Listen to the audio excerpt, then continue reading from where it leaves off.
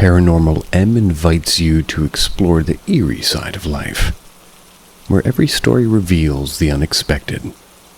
Subscribe now and tap the bell to stay connected to our haunting tales. Are you ready to face the unknown? The Lady in White.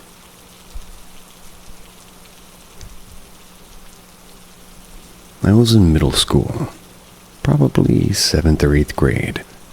Had just gotten home from school. We live in a single wide home, and when you walk in the front door, you were dumped into the living room. That has a hallway and some bedrooms on your right. To your left was the kitchen and a hallway with the laundry room, bathroom, and my parents' bedroom at the end. My dad kept the desktop computer on a desk next to a window in the living room. That's where you could look left and see straight down the hall to the bedroom.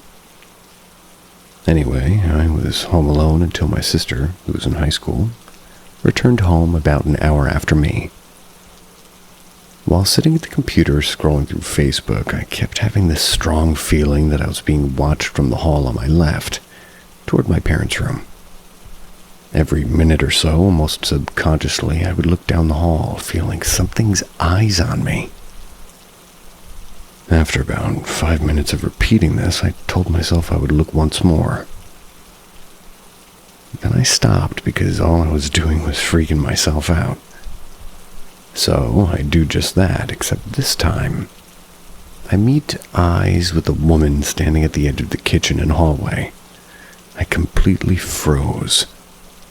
She was a partial apparition, mostly visible, but I could still see through her only somewhat. There were no color, except for her white, like her skin and eyes and hair and clothing. We stared at each other for what seemed like an eternity. Realistically, maybe 15 seconds. And then I noticed that she had another spirit with her. To this day, it's still hard for me to remember what the other spirit was. But I know it was either a small child or a medium-sized dog. They just weren't in my focus for some reason. The woman was. I blinked back to the woman, but she was gone, along with the other spirit that was with her. I told myself I was more than likely just seeing things from making myself paranoid. But still, to this day, it haunts me.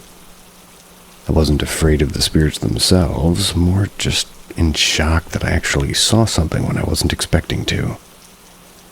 I never saw the Lady in White or her sidekick ever again. I wish I knew why she chose to show herself just that once.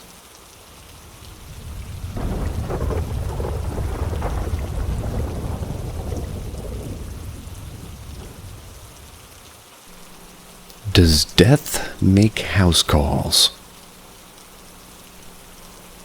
Backstory. I grew up in a haunted house. I have many stories from growing up there. I had become accustomed to the paranormal, and I accepted it. Fortunately, it was never anything malicious. Now, as a mother and living in a house and, land that are not haunted, I appreciate that my children will not have to have the fear growing up on haunted land or in a haunted house.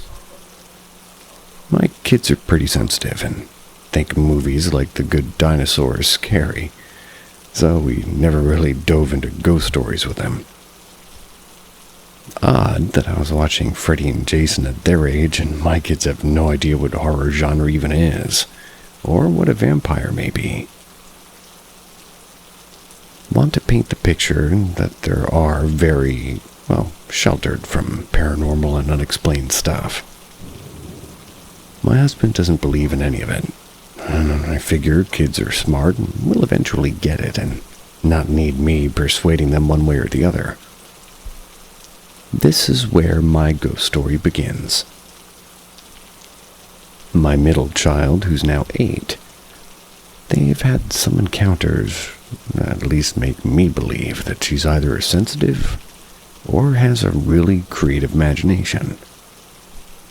Anyway, last November, middle of the night, I hear middle child screaming. They're screaming my name. And this is out of character for her to wake up in the middle of the night, and this isn't a "I'm afraid of the dark" scream. This is a "I'm panicking" scream. I'm up and out of the room and into hers within seconds. She's on her top bunk, and the bunk bed's up to my older sister's room and closets on the other side of that wall. Look around the room, closet door is closed, and nightlight is still on. Nothing really looks out of the ordinary. What's the matter? I'm scared. I can't sleep. She's crawling into my arms over the rail, not going toward the ladder at the bottom of the bed. Ugh. What's there to be afraid of, I think. Okay, well, I'm really tired, so why don't you come sleep on the floor next to my side of the bed? Okay. We get her settled in, and I lay back down. She just keeps moving, restless, tossing, turning. Hey, why are you still awake? Everything okay? As a mom, I know she wasn't just scared and she isn't telling me something. But I'll give her time. A few minutes later. Do you think strangers can get into the house? I don't think a stranger got into our house, do you? No, I don't think so. But what if they did? I think we're safe. Not only do we check the doors every night, but we also have cameras on all the entrances. Those tell us when there's movement with range, and I don't see anything out of the ordinary on the images. We would never let a stranger into the house. I believe our security system keeps us as safe as possible, so silence follows. A few minutes later, more tossing and turning, and I think, well, this is it. No more sleeping today. Why do they always have to wake me up early on the weekend? 4:40 a.m. I ask her if she's ready to go downstairs. She more than happily agrees. We go to the basement so I could start some laundry. This is when she decides she's ready to talk about why she was screaming, "Mommy, Mommy, Mommy." Mom, I think I saw a ghost. Do you know what a ghost is? Last time you said you saw a ghost, you drew me a picture of the Pac-Man ghost. So, what is a ghost? A ghost is a dead person, just like me and you, but the inside.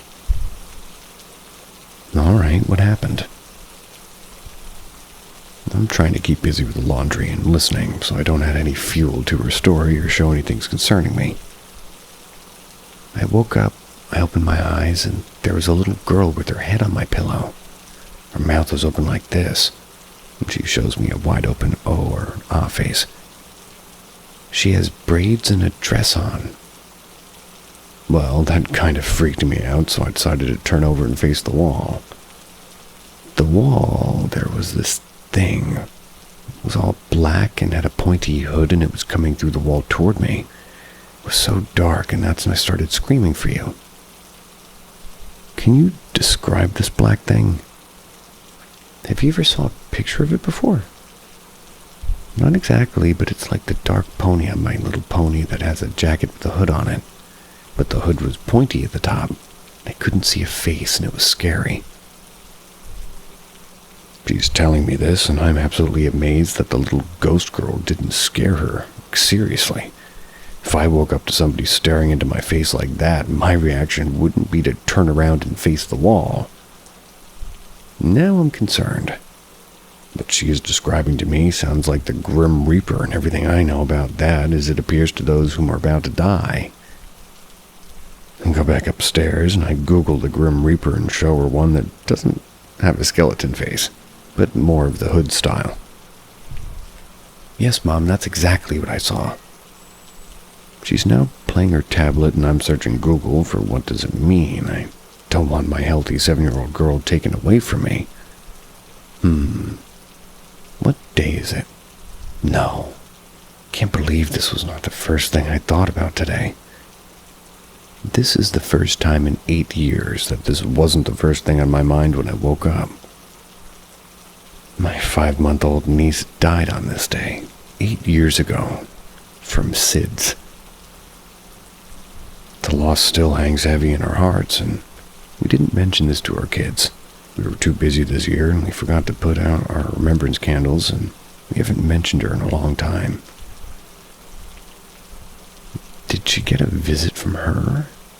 Or is it just a coincidence that it was the same day she died 8 years ago? Why was the Grim Reaper or another entity being present with a little girl? Our house isn't haunted, and we've been here 6 years. Can't really find much about the Grim Reaper or anything like this happening to others, but it's freaked her out, and my other two as well. She conveyed the fear that she felt that day to her sisters. She wouldn't return to sleep into her room until mid-February 2019. She began by needing someone to go upstairs with her. She eventually would begin going in her room during the day, and only if someone else was with her. Then it grew to her going into her room during the day by herself. Never at night and never to sleep.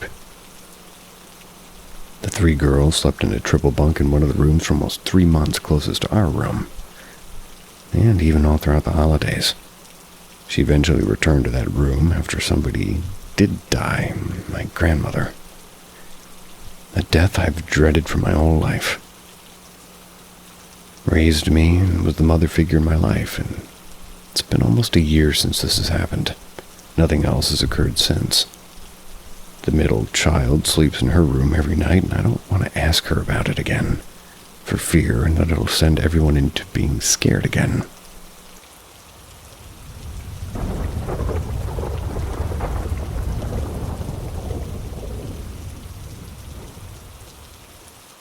Steam or ghost?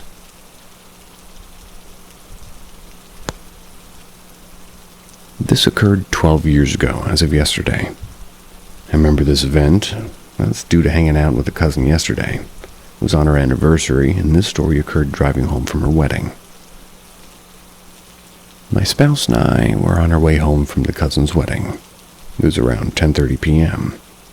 I remember checking the time due to being worried about having to host my sister's baby shower the next day.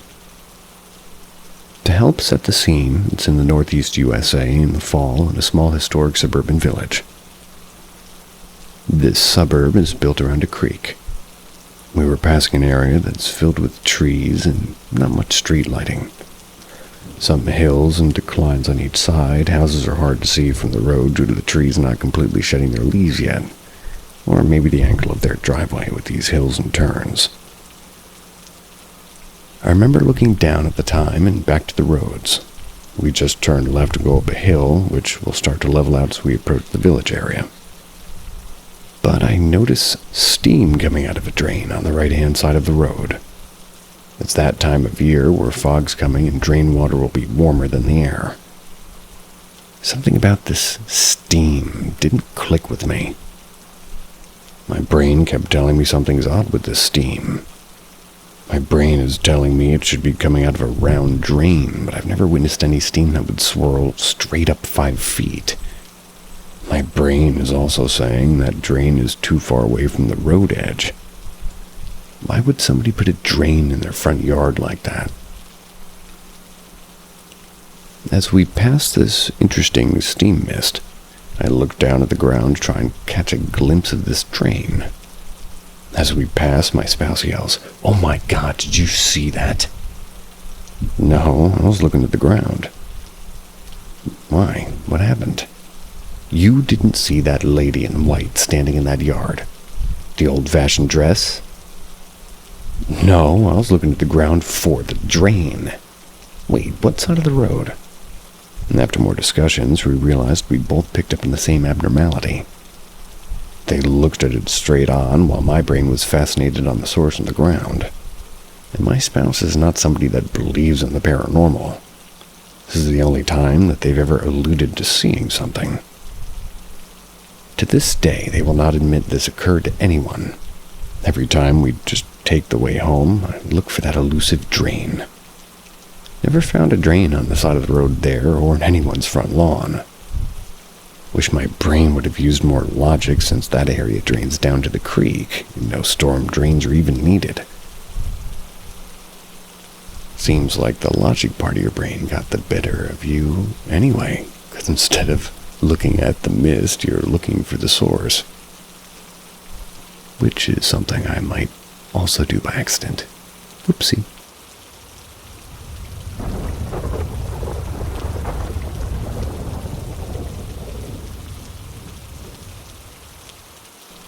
Haunted bunk bed. This occurred when I was around 10 years old. I grew up in a small town and lived in a 3-bedroom, 1,500 square foot house with 6 people.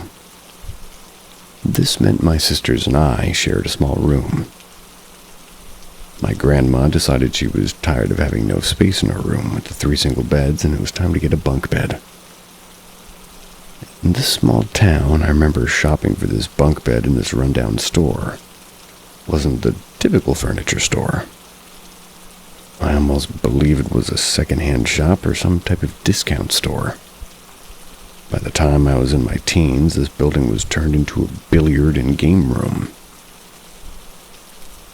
This place wasn't there long when the exciting day arrived.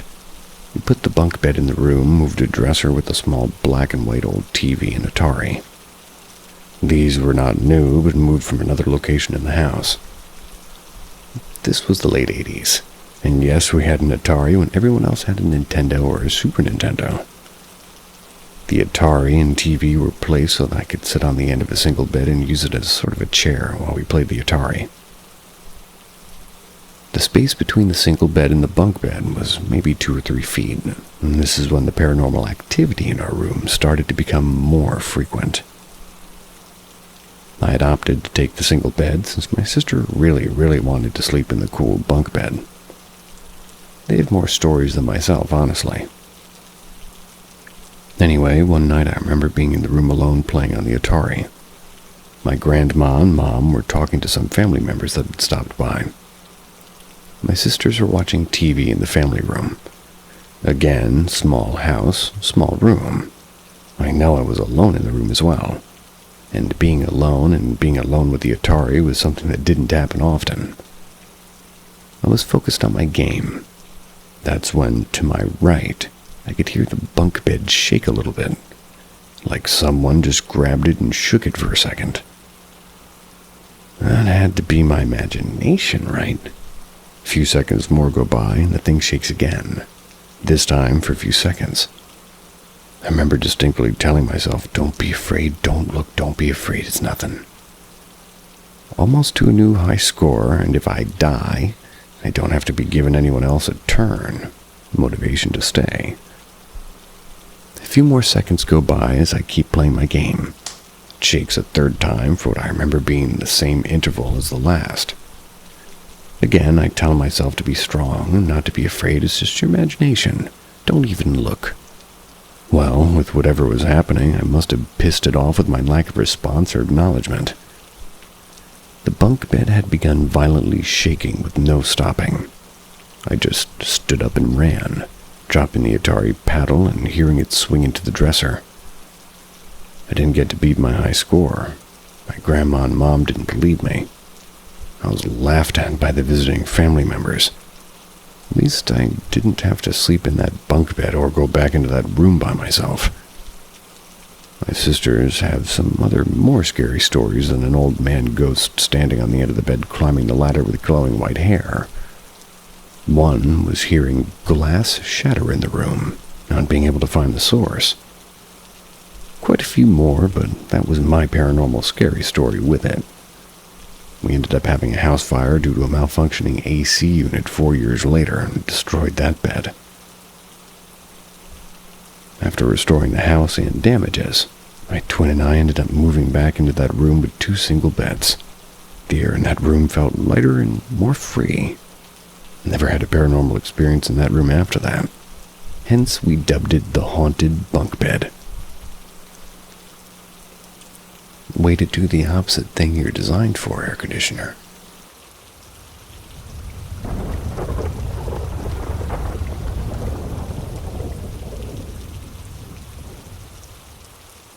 The Fairy Museum. Last week, my girlfriend sent me a link to a Facebook post for a fairy museum and nature trail. She's excited to go there for a date. They have peacocks, and I'm excited because I love nature. Sounds like a win-win. So I only look at the pictures of the post before saying yes. Later, we're in the middle of our date day. We decide, yes, let's go to this museum even though it is a little bit far away from where we live.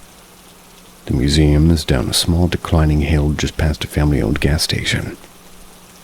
The hill is lined with glasses and succulents and decrepit tricycles like a mock fence, yet still seemed quirky when we arrived. There were peacocks as soon as you stood inside the main gate, and this gate sort of sectioned off the start of the nature trail, while in front of it was a series of old buildings, sheds, and barns. Kind of gives the effect of a very small town or a compound. We start with the trail, and on both sides, kind of atop posts, there's birdhouses made to look like different styles of churches. And on each post, there's a sign. Some say, live, laugh, and love, and others say, you are a guest here. It's obviously an attraction with Christian themes, which is fine, but a little bit unexpected. None of the reviews mentioned any of this. They also failed to mention the clusters of stone angels and, well, I think they mean angels, and cherubs. Isolation trail that leads to the river like it has a purpose. The disembodied cows and moose head on the way. I started to feel off 20 minutes into our walk. Excuse me? A little bit heavy and anxious, but without a racing heart, an uncomfortable feeling, but oddly not one that made me want to leave. Maybe it was because of the brush and bushes are so dense that you can't easily tell if there's children from a family ahead or if you're just crying or if peacocks. They all sound very similar. I can't get past the decapitated heads that you're talking about. So we continue on past the two warm bronze statues of Einstein, Mark Twain, and Lincoln. The tennis court-sized slabs of concrete hosting children's statues in various activities. Roller skating, stilt walking, reading, and jumping. After another large cluster of angles in prayer, we reach the end. We haven't even visited the little ghost town or the museum, but I'm starting to not want to stay. There's mannequins in the buildings, not really engaged in normal activities like you might think somebody would use them for. In one building, a woman stands looking out of the front door, while another figure lurks in the background by the counter. Not at it, just by it. More notably, strange part was all the other 6 or 7 cars in the parking lot. Yet, I'd only seen 2 groups of people beside us. It was very quiet, though, like, besides the crying. The radio seems to not want to work. As we're leaving the site, it fades in and quietly out while we try to, get Google Maps to connect to something. It does once we leave. And all we can do is laugh, almost hysterically, because the feeling changes the farther we go away from the place. The heaviness is dropping away slowly, and I wasn't the only one who felt it. So did my girlfriend, who says that she tried not to look at the angels for too long because, well, she couldn't be sure if they weren't looking back at her as well. Apparently, my aunt and cousins had also gone to this museum and this nature trail before. But our experiences were very different. She doesn't remember it being creepy, just eccentric. I think if you can't feel how liminal space is, it'll seem just a little bit eccentric, but if you're like me, and maybe my girlfriend, it'll make you want to take a bath in sage. You walked past decapitated heads, huh? Yikes.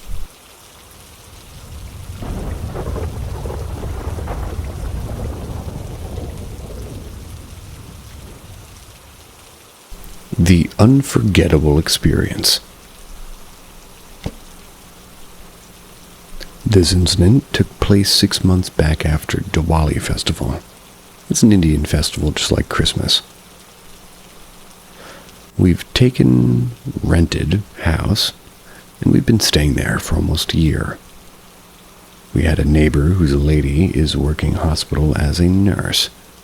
She was nice to us. She sometimes shared the food with us. It's normal in India neighbors share food with each other. On Diwali occasion, we went back to our hometown because of holidays, but my sister came up early. That's because she had some important office work. So after a couple of days later, I also came back. I was feeling uncomfortable in my apartment. I had feelings that something bad happened. I came at the day late at night. Couldn't sleep because I wasn't feel normal, so the whole night I was awake, and around 2:30 a.m. I felt someone very close to me. I got out of bed and checked my room, but nothing was there, so I went back to get sleep. Again, I felt like somebody's close to me, so I just stayed in blanket and awake all night. The next day I asked my sister that where's our neighbor. I haven't seen her. My sister simply said nothing and ignored my question, so I didn't ask twice. A couple of days later I told her about my experience that she told me the truth. My sister had told me that our neighbor had been found dead in her apartment last week. My sister was crying while telling me this. I was in trauma for seconds because I couldn't believe that she's dead. Then I realized why I was feeling uncomfortable on that day when I got back into my apartment from my hometown. That lady was a good person. During Ramadan, the whole month and morning, she used to cook for us for fasting. She treated me like her son. Can't believe she's gone. I don't know her family background, but I know she was staying all alone in that apartment. I didn't get a chance to say goodbye to her, and that was the bad part. This isn't scary at all, but sometimes I feel her around me. Never seen, but I feel she's here. When I pass her apartment, I feel like the door will open. She will come outside with her smile. No, it's never going to happen, but I always look at that apartment that way.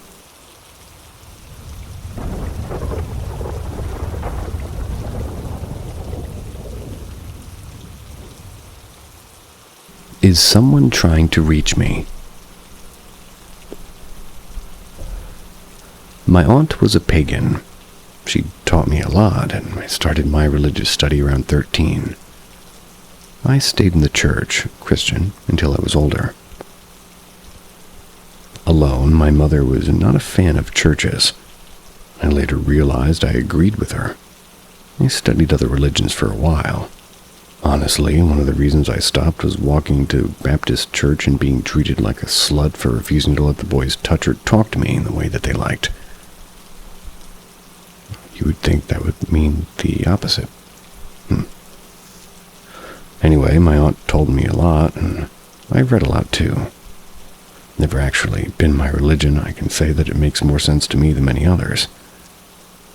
My aunt died about 10 years ago.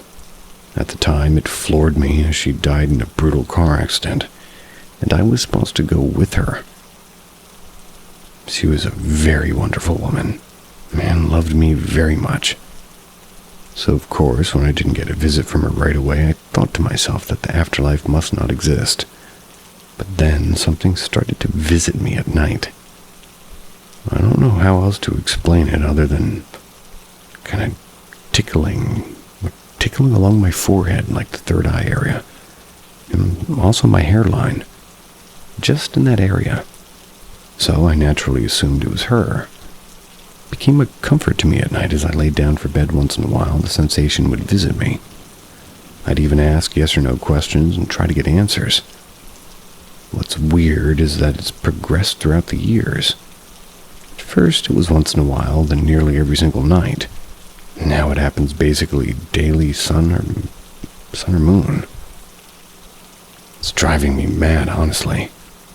I don't know if it's a spirit guide, my aunt, or my higher self. My best theory as to the daily visits started happening only a little after a year ago, and I found my faith in God again. It was after my mother died. It's that something's trying to reach me, and it's stronger the more open my mind is.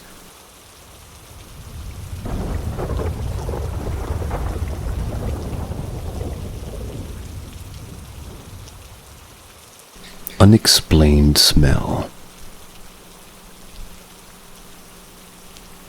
I was 11 years old when my grandpa died.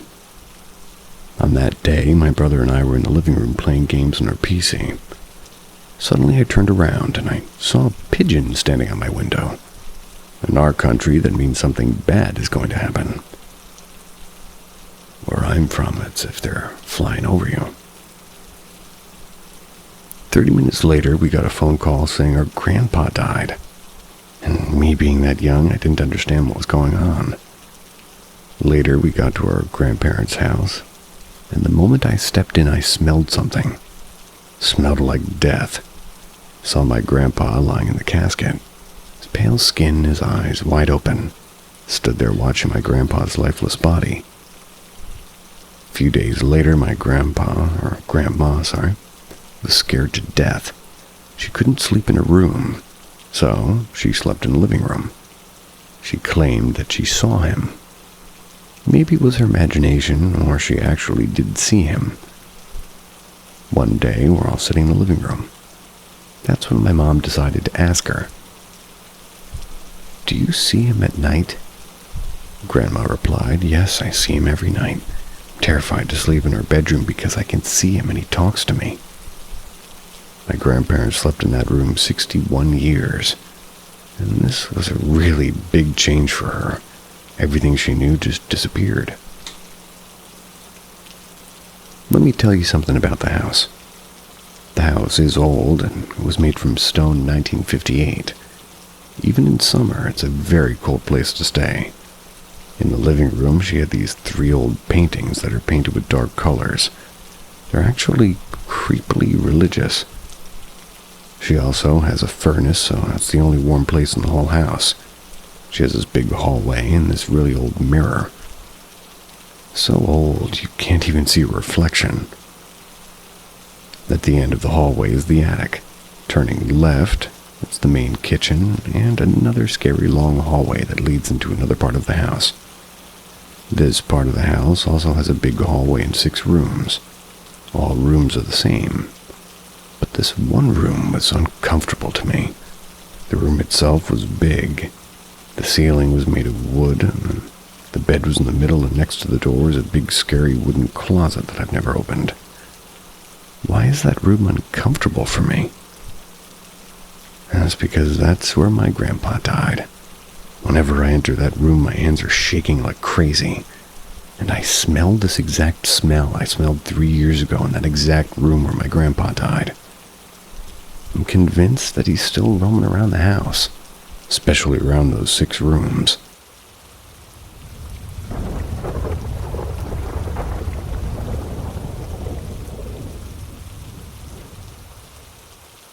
My grandmother and I saw something, and she never wants to talk about it. So this is when I was a kid, around 8 or 9 years old. Had a family trip to our village. The village with no electricity back then. Around 17 years ago, that's where my grandmother stayed on her own. The day we visited, it always used to be a surprise as there was no phone connection too, and letters never even arrived. So she wasn't well prepared to receive us. I clearly remember it was a vivid sunny afternoon.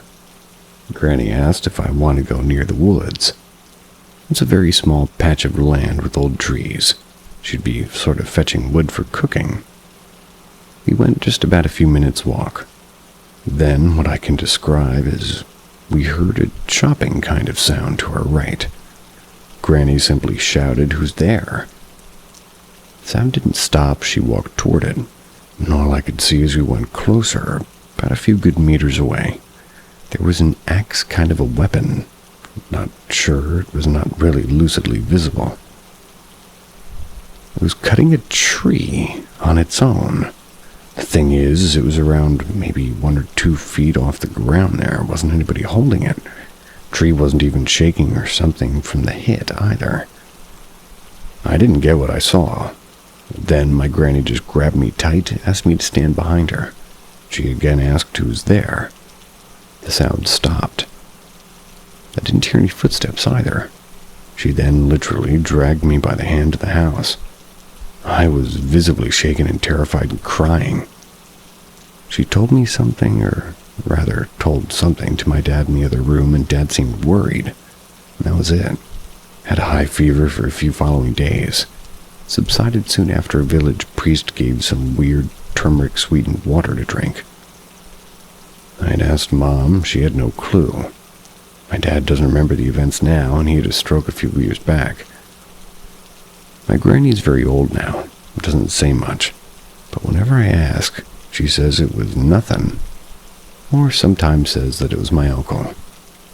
My uncle was in the house that day. And I'm sure of it. And he's 5 or 10 feet tall. 5'10". So what was it, guys? I'm always kind of intrigued. Me too.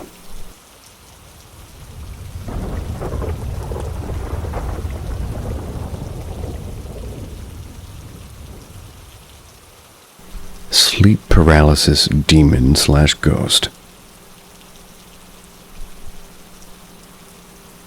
This used to happen to me when I was a teenager, and lasted roughly from when I was 14 to 15 years old, shortly after I started high school.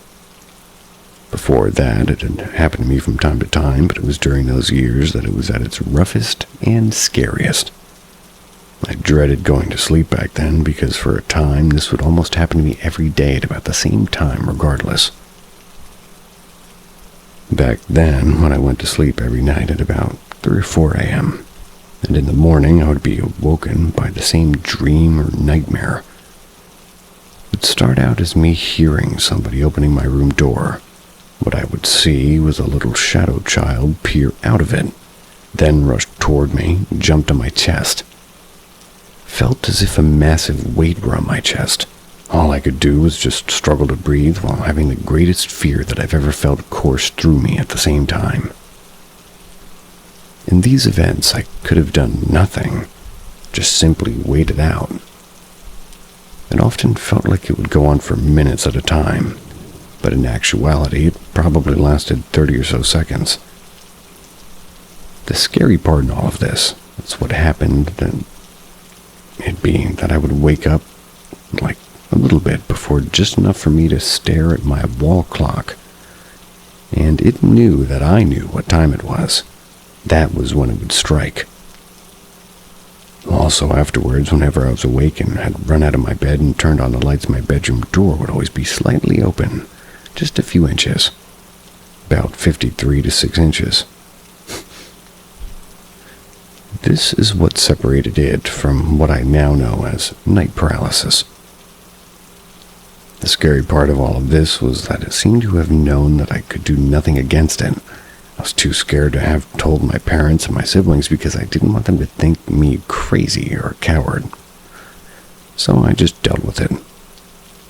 It only stopped once I stopped myself and getting afraid of it. Simply just let it do what it did. I mean, I couldn't run away, nor did I want to tell anybody, so as a kid, I just let it happen night in, night out. It did eventually stop, but for that year in my life, it was one of the most traumatic and scary.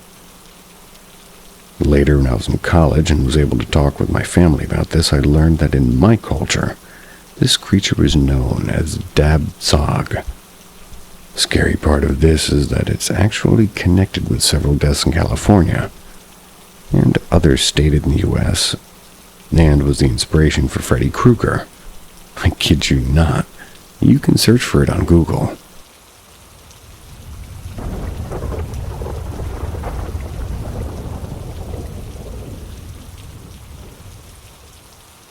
How Hello Kitty changed my life.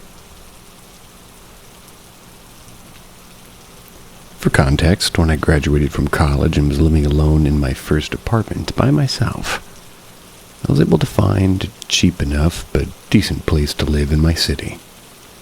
The rent was $600 a month for 1 bedroom, 1 block from downtown. Nice. Which was a steal, but I later come to find out that the reason for my cheap rent was because the place was haunted. which my apartment manager had forgotten to mention. Also, for reference, as a kid, I was prone to sleep paralysis. And as a kid, I had recently lived in a haunted house. As a kid, and my parents believe in ghosts. I was also working an average of 60 hours a week at my new out-of-college job. The first week of my stay at my new apartment was rather normal, just moving in stuff and getting accustomed to the neighborhood. But I would just find that things seemed to have been moved on their own, and I just seemingly misplaced things, which was not how I did things. See, I'm very organized as a person in general, and me having moved things and forgotten about them was just too out of character. I had no one like roommates to blame but myself. Well, that's how it started, at least. It progressively got worse as I stayed longer there. Things would go missing. Then I would see orbs around the house late at night in my living room. The occasional cold spots, shadows running about my house at the corner of my eyes, footsteps in the middle of the night in my small hallway. And the scariest had to be when I saw a full-bodied apparition of a shadow person in my living room. Now, I used to have night terrors or sleep paralysis as a teenager, and in this apartment I had started to have them all over again. I didn't think this as a coincidence. I dealt with them as I did as a kid and just let it happen. Though this time, things did not simply just go away as I tried to ignore them. It all culminated when I had this nightmare that somebody just was chasing me and then caught me, grabbing me by the arms and pulling me away. As I woke up from this dream, scared as heck, I found that there was a long scratch mark. It's where whatever it was in the nightmare had grabbed me. Needless to say, this scared the piss out of me, but I still chose to stay in that apartment. I still had a lease that I did not want to break. Also, I would say that a bit of male machismo, and the fact that I didn't want to be run out of the first apartment by myself after college. What Hello Kitty had to do with this was that as a joke, a friend decided to take me out on her birthday. Go look at a shelter cat, since on her birthday my city held as an event to get as many shelter cats adopted. I joined her for the heck of it and never planned to adopt any cats since I was a dog person. Long story short, I ended up adopting the most unfriendliest, unsociable cat in the shelter. And it's because the cat chose me. Simply walked up to me, rubbed up against my leg, and purred, and said it was going home with me, and I did it, and I named her Kitty. Well, when Kitty moved in, all the hauntings in the house stopped. So it was a biatch of a cat, and super territorial. Don't know what she did or how she did it, but the hauntings that had bothered me for months disappeared almost overnight. I guess she brought in a different, more overpowering energy than whatever spirit that was there. But, yeah.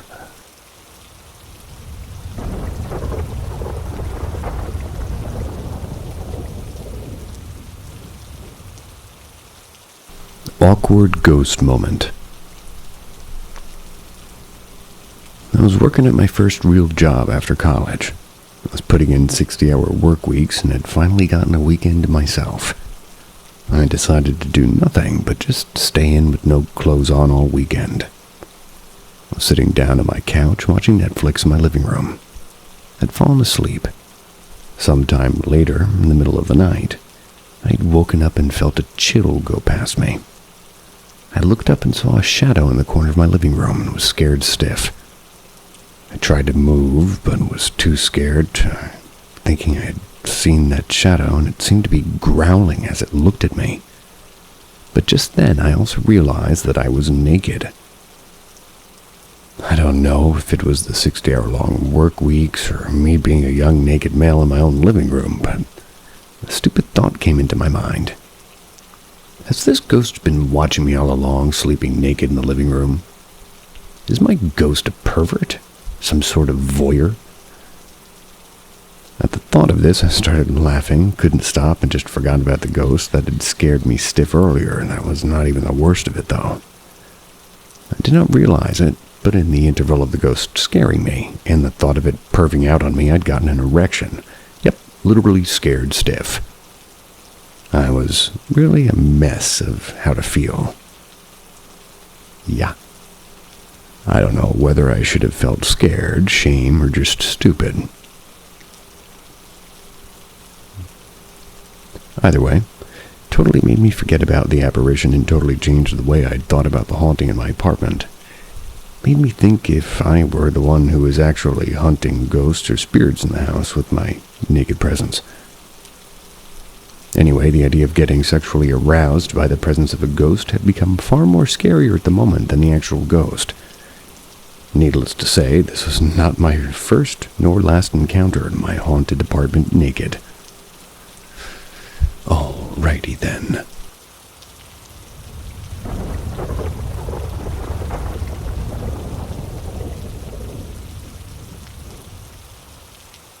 Unknown creature sighting in the waters off Sweden. In 2015, I was on a boat traveling from Sweden to Estonia with my family. It's a small cruise ship with maybe 100 people on board. I got pretty claustrophobic in tight quarters with a lot of people, so I tried to stay on the deck as much as I could, and did help that the views that we were passing as we were all sailing being incredible. Small islands with little cottages, deep blue waters, and a clear sky. I enjoyed standing by the rail of the ship and looking around, which is how I saw the thing. I heard a sound from below me near the water. I don't know what the sound was, I can't recall, but I looked down anyway. 4 long, thin horns or spires or spikes. Think of a saber, long, thin, slightly curved sword. They were sticking directly out of the water in front of me. They were easily 4 feet long from the top of the water where I assumed the base was to the tapered tips that stood into the air. At first, I thought maybe it was the remnants of something that had sank. But it moved with the boat, and it had a motion like a swimming shark. Slightly side to side, and it swam directly beside the boat for at least a minute. Then it dove down, the sabers disappearing underneath the water, like how a whale dives down after surfacing. The sabers were positioned as if they were points of a regular diamond or rhombus, each one being 3 feet away from each other. So this thing was massive. I've researched fish and animals that live in those waters and can't find anything that matches what I saw. No one else saw it to my knowledge, or if they did, kept it to themselves, like how I did.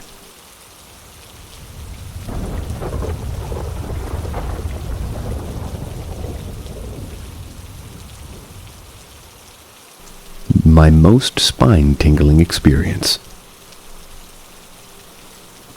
I've experienced different paranormal things and events throughout my life, and have always been an over-the-fence believer. On the fence.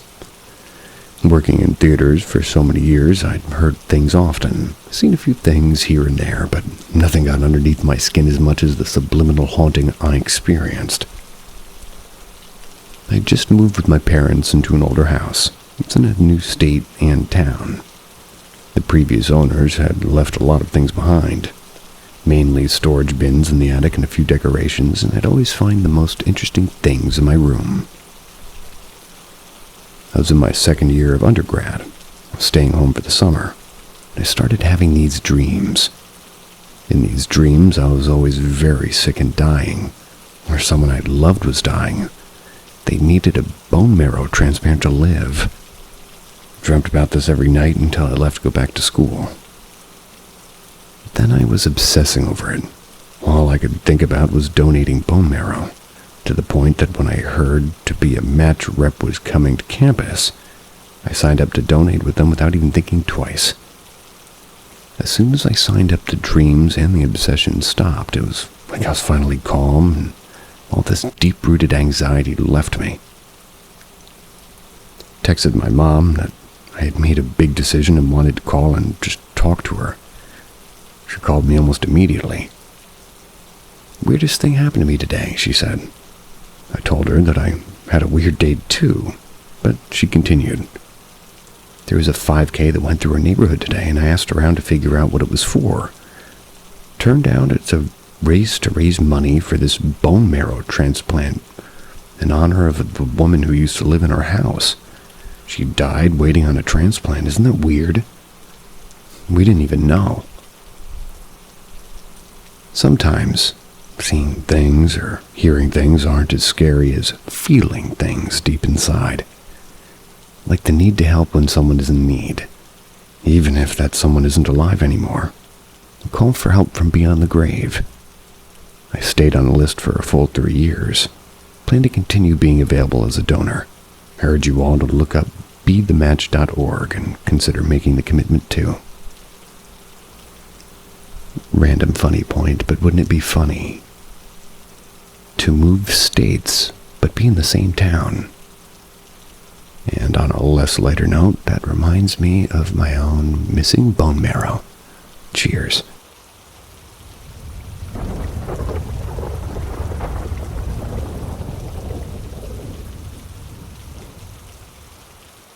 Ball of light with 2 witnesses, still unexplained. My mother and I have always had odd things happen to us. When I was younger, music boxes would play on their own at night. Toys would end up places I hadn't put them. My mother had caught a voice on a recording that she couldn't explain. Basically, we both had a slew of experiences we both just dismissed as our imaginations or maybe coincidence. One night, my mother and I just sat in the living room in our new apartment. My parents had just gone through a terrible divorce. Brother and I separated in the custody battle. Both my mom and I were emotionally hurt, stressed, and generally in a dark part of our lives. We sat in the living room, cutting off the TV as we started to wind down for the night. As I stood up and my mother started to head for the stairs, we both stopped. Right in front of us, a bright incandescent ball of light just appeared. It was hot white at the center with an orange afterglow around it. It floated at eye level for a few seconds. Then, almost as if in slow motion, it flew to the other side of the room, disappeared. My mom and I looked at each other and she asked if I had seen it, and I nodded. She asked me to tell her specifically what I had seen. She had seen the very same thing. We still talk about it, and when times get particularly tough for either of us, or if we're feeling isolated and alone, we remind each other that maybe something's looking out for us, and that our mother-daughter bond is powerful, maybe even a little bit magical. I still don't know what the light was, and I feel like it may have been like a past loved one. My grandmother or aunt on my mom's side, somebody who came to comfort us both. Either way, I wonder if I'll ever see it again, or if it would only come back if my mom and I were together in the same room under similar circumstances again. Well, I hope you don't meet the similar circumstances again. Not worth a ball of light. Or maybe it is.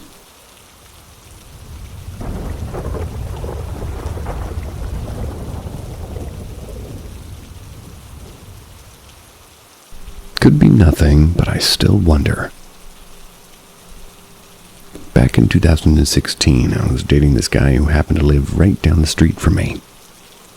I used to walk to his house at the time, usually at night. We live in a small city in upstate New York. The closest wooded area is about 5 to 10 minutes from where we were. So this night in particular, it was about 11 p.m. I was making my way to his house as usual, and once I got there, I decided to smoke in the back porch before letting him know I had even arrived.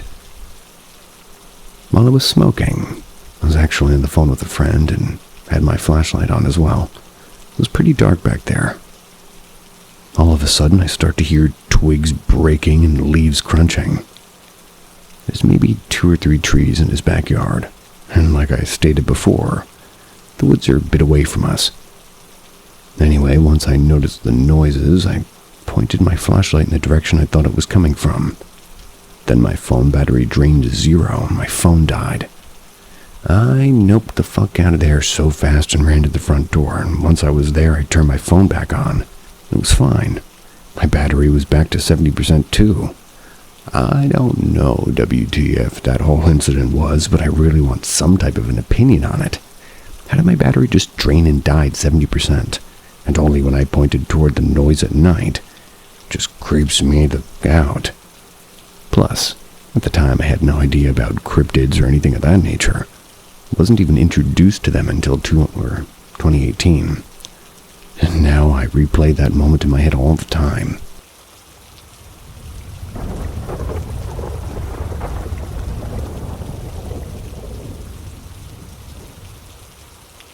The lost lighter that reappeared. Story of my life.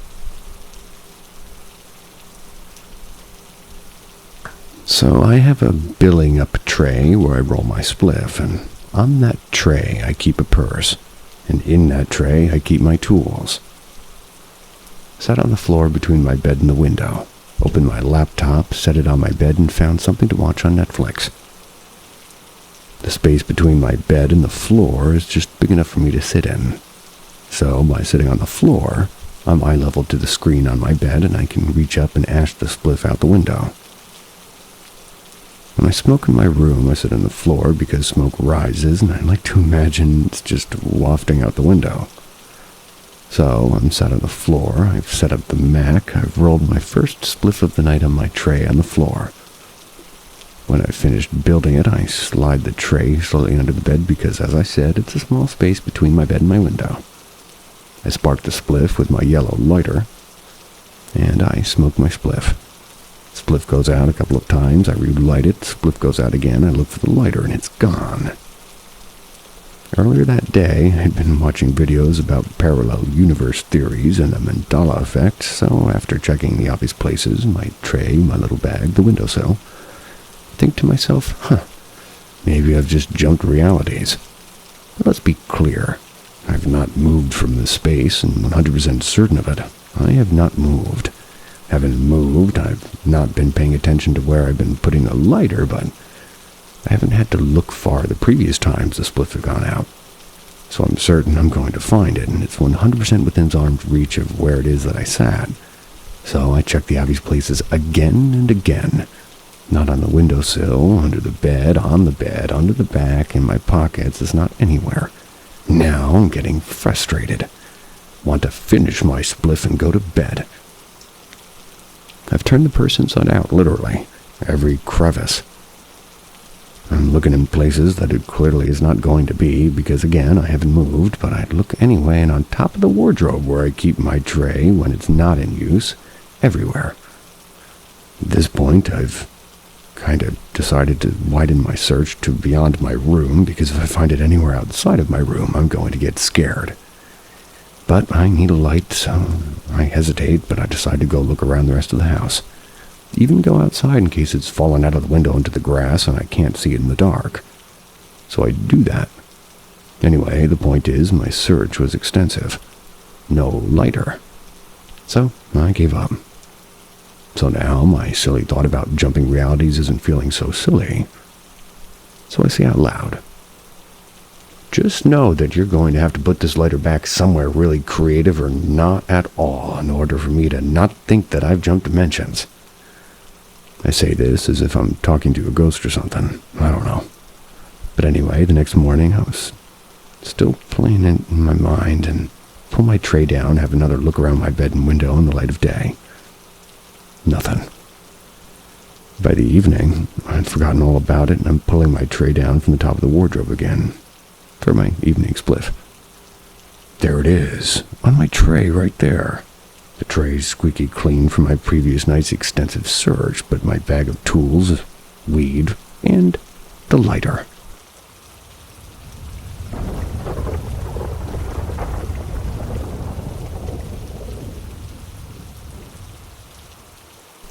The first thing I recall is strange, like memories before memory.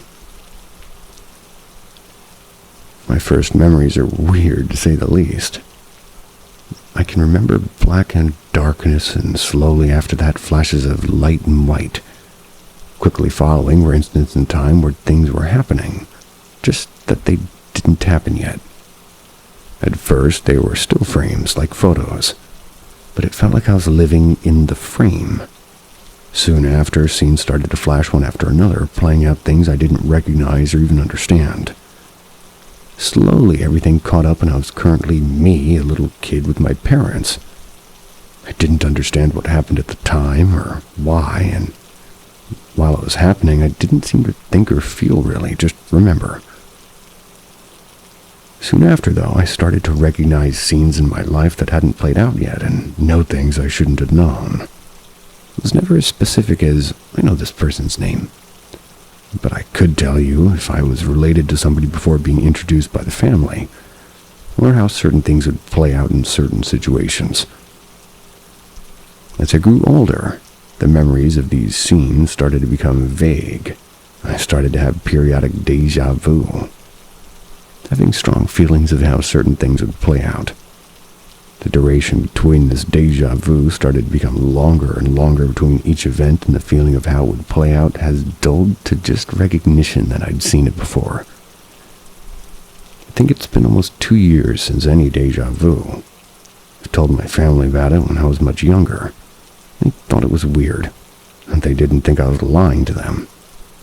I've accepted that it could have been my brain tricking itself into déjà vu, but I still remember having that as my first memory, and things that happened after.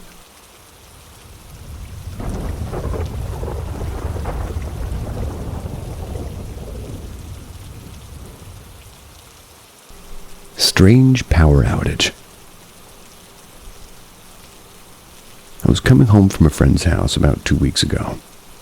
It was after watching the second episode of the new AHS season. Got a text from my mom saying that the power went out in the house. It wasn't raining or anything, but our neighborhood had lost power previously during a storm a few weeks prior, so I'd assumed that it was just an overlying issue from that. It was also fairly windy, so maybe a tree branch blew into a power line or something. Could have really been anything. As we drove into the neighborhood, I was looking at other houses and streetlights. All the power seemed to be on, and I was joking with my friends about my luck because I assumed that maybe the power outage was just confined to my street. Pulling up, I saw that my streetlights were still on, and all my direct neighbors still had power. At this point, I was getting worried simply because I thought that there was an issue with our house. And our house isn't in the best condition, and without getting into too many details, I'm always worried about issues with it due to our financial situation. It was around 12:30 when I walked in, so I was surprised to see that my mom was still awake. The living room was pitch black except for the blue lights on our couch and armchair. There are electric recliners, so the buttons glow so that way you can see them in the dark. I thought it was weird that those still had power when nothing else did. I asked her if a breaker was flipped, whether or not she already tried to test and reset buttons on the outlets, and a few other things I found online. She told me she had tried everything. Nothing had fixed it. So then started to show me what worked and what didn't. Thought that the power was out entirely, but it seemed instead like it was just very weak. In the garage and both bathrooms, none of the outlets worked at all, but the lights would. When we turned them on, they would flicker. Other than these lights and the buttons on the furniture, it seemed like the power was completely gone. My mom called the power company, who told her that they would send someone out in the house to check on the situation. At this point, I was reading a lot online and was convinced that we'd have to hire an electrician. I was really worried, but my mom said we'd just deal with it as it happened. I walked into my room to get ready for bed. I'd assumed the power was off here as well since my fan wasn't on, but however, I realized that my light switch was just turned off. If my light switch is off, there's no power to anything to my room. I flipped it just in case, and to my surprise, my lights and fan came on immediately. It wasn't like the garage or bathrooms where the lights would just flicker. I actually had full power to my entire room and every outlet. It was really strange because there's no other power in the rest of the house. I just decided that I was lucky, took off my glasses and crawled into bed. I have issues sleeping, so I usually lay in bed on my phone while it charges. That's what I did this night. I figured my room had power, so I wouldn't have to worry about my phone charge. Around 2 in the morning, I noticed a bright blue glow from my doorway. I usually sleep with the bedroom door open, so that way my dog can come in and go as she pleases. So if the TV is on in the living room, I can see the light in the hallway from my bed. The issue here is that the power was still completely out. The AC units in the living room were still off. And if the power had come back on, our TV wouldn't have turned on anyway unless we did it ourselves. I looked at the door and I saw that the blue light was coming from a tall figure. It was just standing in the doorway. My eyes are pretty bad, so it was very blurry. Couldn't make out any facial or other distinguishing features. I didn't feel like I was in danger, but I was still pretty wary because I'd never had an experience like this. I've heard voices. I'd seen shadow people and all manner of other things, but this was completely new. I stayed very still. After a few seconds, the figure looked like it was walking away. The light faded as it moved down the hallway, eventually disappearing. As soon as the light had completely disappeared, the power went off in my room. It was very quiet, and I was thinking that maybe it was just my mom with the phone flashlight checking in on me. The electric company did say that they'd be coming by to check on the house and power lines, so maybe she was still awake. Like I mentioned, my eyesight is very bad. The blue light could have feasibly been from a phone flashlight. The thing that struck me odd was that all this happened completely without noise. Usually I can hear her bed when she gets up and the hardwood creaks when anybody walks in the hallway and living room. I called for her, asking if the power company was here, no response. I wait, I call again. Still nothing. I decided to get out of the bed, put on my glasses, walking to the living room to see if she was out there. She wasn't. It was even darker than before. The lights on the furniture had gone out as well. Walked back to her room, saw her on the bed with the dog, dead asleep. It was obvious that she hadn't been out of bed. I decided not to dwell on it, and like I said, a lot of weird things happened to me. So I messaged my group chat about it and crawled back into bed. I eventually fell asleep. The next morning when I woke up, the power was back on in the entire house. Everything worked fine. Talked to my mom and asked what the issue was. She said that the power company got people out early that morning around 4 or 5. They called her after they left and put a message on her voicemail that simply said that they had no idea. By the time they came around, the power had seemed fine and saw no issues with our power transformer or power lines in the area. Truthfully, the whole situation was very weird. When I looked it up, all the things I saw on Google were saying that the power situation in the house was something that could happen, but, required an experienced electrician to fix it. Usually from inside the house. How did it just resolve on its own, and why did only our house have power issues at all? And finally, what was the deal with both the glowing blue figure and the fact that the power worked fully in my room when it worked nowhere else? It was very odd.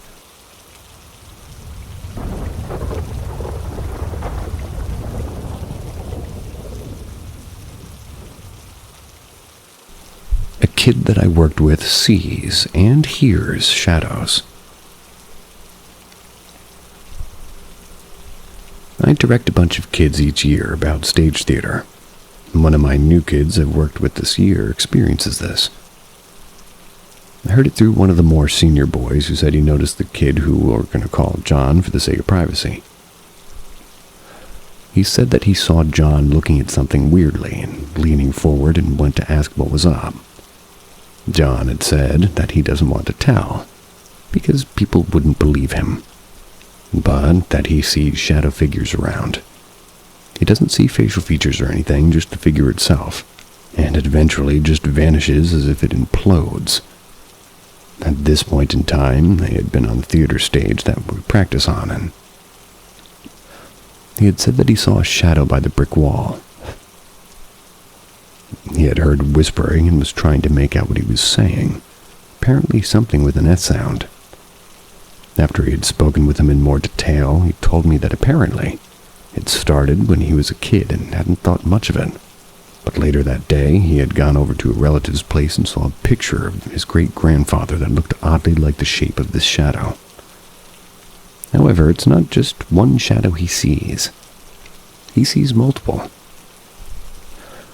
Bringing back to present day, when asked what he sees right now in the theater, he says he sees one by the back wall, one by our props, which was a fountain, one by the back exit, and one in the audience.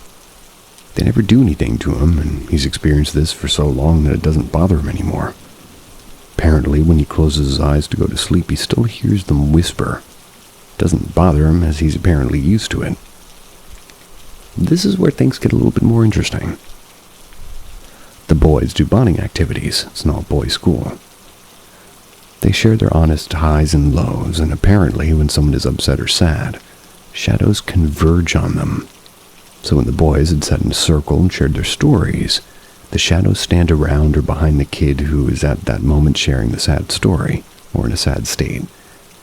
Which is a reason John doesn't want to speak to anyone regarding this, because he says it helps him figure out when somebody's sad and then he tries to help them. And finally, the senior kid had spoken to John in the wing, the space between two curtain lines in this theater. Said that they want to test for something. Sat across from John and started saying a sad story to see if a shadow appears behind him. He slowly noticed John's eyes start to move away from him and back to him as if he were distracted. He had stopped the story and asked if there was something behind him right now. John nodded to yes. The senior kid said, "What if I try to touch it?" John had shrugged. The understanding that John would do something if he got possessed, he tried to walk to the spot where John said the shadow was standing. Said he felt a little chill, which could just be because of the fact that he was doing something a little bit scary and nothing more. Wanted to know if anybody has any ideas or even similar experiences. Maybe we could help figure out how to help this kid. I was initially thinking it could be from psychosis, but if he doesn't want to seek help, I don't think it's my job to force it upon him, so I'm open to any ideas you may have. Sounds like a cool power to me.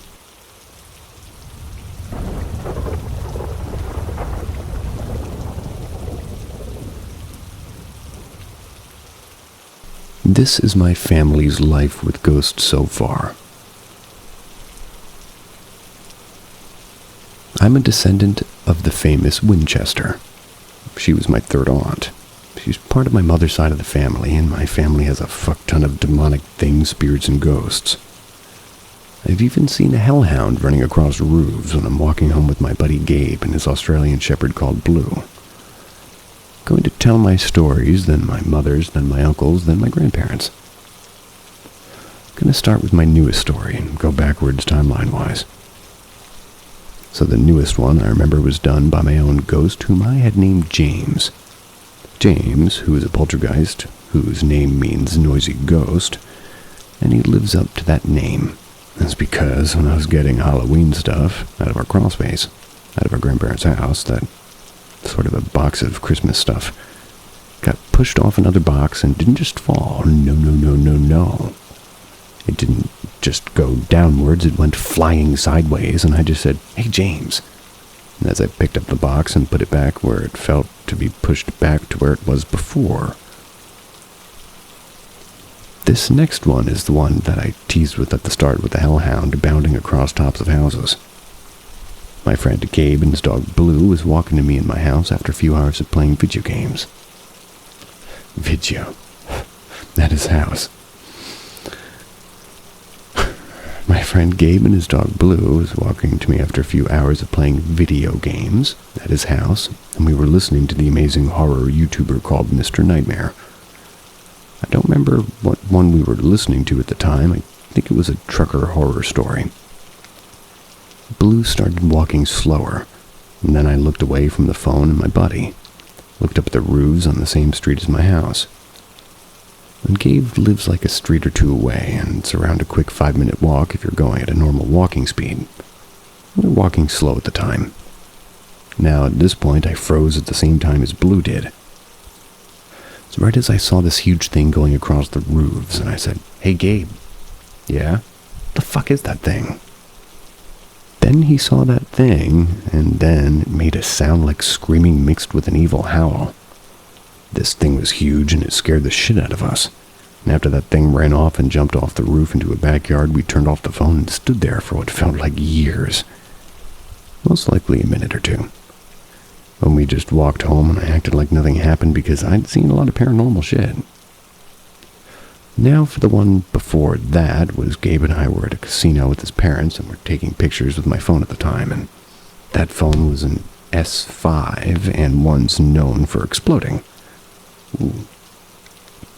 But that's not part of the story. Now when we were looking back over the photos in the car ride home, we saw something or someone in one of the pictures.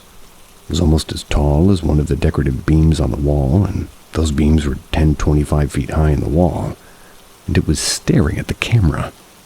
I looked back at those photos a few days later, but that one photo was gone. No one had touched my phone, and I didn't delete anything. The next one was done by James yet again, or it might be my dead sister Grace, who's also in this list, but we'll get back to that later. So my grandfather and I were going up the stairs of my home. And now my room's at the top of the stairs and to the right, and my room then started playing either metal or dubstep. Now, mind you, there was nothing that could have really make any noise, nothing that could make anything that sounds like what I listened to. My grandfather and I both heard it, and we opened the door and it stopped. And we got to the end of the stories. And it starts again all over tomorrow. Hope to see you there. Sweet dreams.